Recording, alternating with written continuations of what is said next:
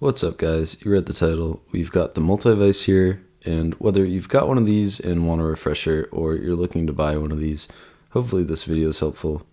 So we all have our vices. This is mine. This one's only got a handful of inches though, and you may say it's okay that it's small. What's important is knowing how to use it. But that mindset can only really get you so far. So I've got the Dremel Multi-Vise. It's sort of segmented, and you can use this chunk of it as just a standalone vise. It has a grippy flat surface on the bottom, and it opens up to around 7.5 inches. From what I've heard, usually that's completely adequate. It also closes completely if you're working on something really small, so this should be perfect for what I need. You might have this rubber on the tip, but I think that's just for shipping and storage, so let's get rid of that. Considering the mostly plastic construction and that it's just friction holding it in place, it's strong. Here I'm pulling pretty hard, and as you can see, it's not budging. To adjust the clamp, you just press and hold this blue button, and it'll slide freely. Once you have it mostly adjusted, you can then tighten this handle to fully secure your piece into place. Easy as that. So again, you can use this clamp just like this for gluing or really light engraving, but I'd rather have it fastened, so here comes the actual vise part. You get the base and then tighten it against your workbench until it's secure, and then you just need to remove this adjustable portion of the clamp and insert it into the vise. You can then put the end of the clamp on, adjust it to where you need, and tighten it so it's secure.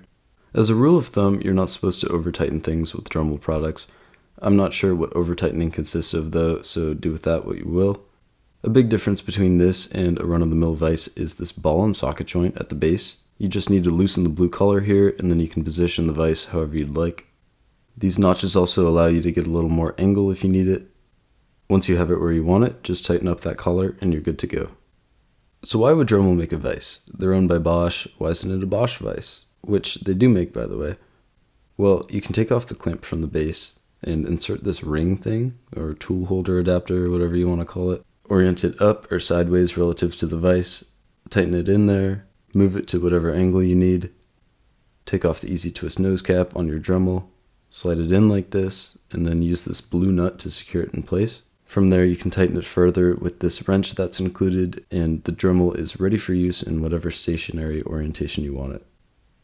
By the way, it's safest for your tool to be unplugged and off during installation while you change bits, or take the battery out if your tool isn't corded. For liability reasons, you should also fully read and understand the operating and safety instructions of your tool.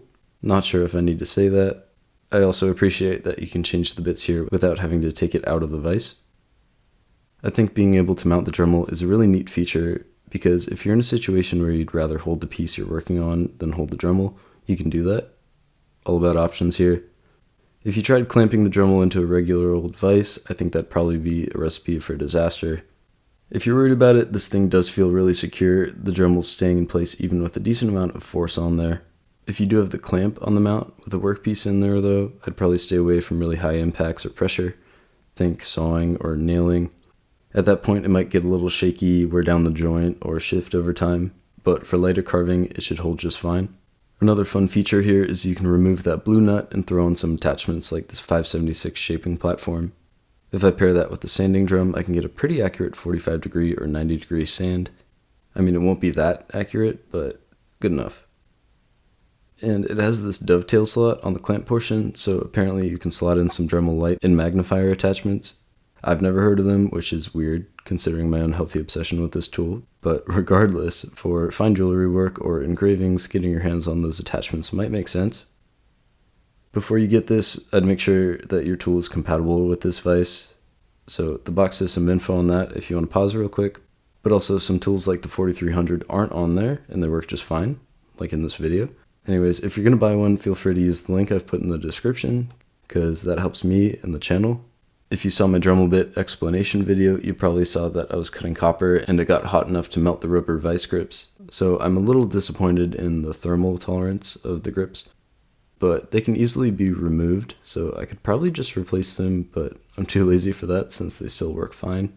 Other issues were it getting stuck sometimes, but you just need to put some pressure on the bottom and lean it towards the front so it moves. Also, tightening in something in an unsymmetrical way can really get it bending, so try not to do that so it doesn't break. Other than those, not too many issues, and they're pretty easy to avoid. And that's about it. So comment below if you think this is worthwhile.